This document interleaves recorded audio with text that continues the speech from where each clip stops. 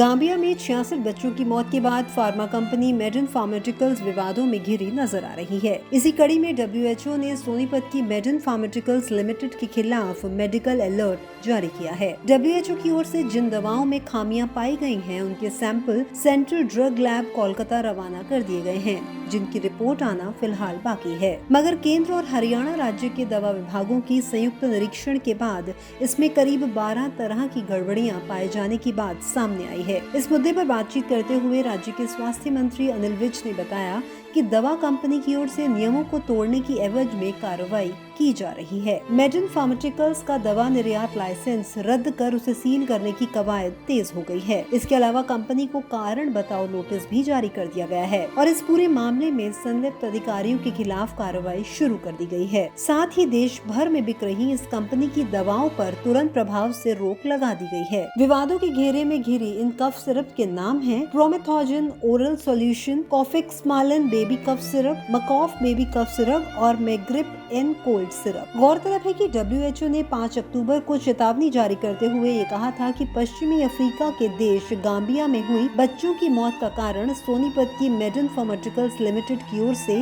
उत्पादित कम गुणवत्ता वाले 4 कफ सिरप्स हो सकते हैं। इन 4 उत्पादों को WHO ने जानलेवा बताया है। दरअसल सिरप की जांच की गई है और जांच के उपरांत उसमें सॉल्ट की मात्रा पर सवाल उठाए गए हैं। दरअसल सिरप की जांच की गई है और उसमें जांच के उपरांत सॉल्ट की कमी पर सवाल उठाए गए हैं। आज की इस वीडियो में बस इतना ही। अगर आपको हमारा वीडियो पसंद आया तो इसे लाइक करें, शेयर करें, सब्सक्राइब करें और अपने सुझाव हमें जरूर भेजें। हमसे यूं ही जुड़े रहें अन्य वीडियोस के लिए। तब तक के लिए नमस्कार।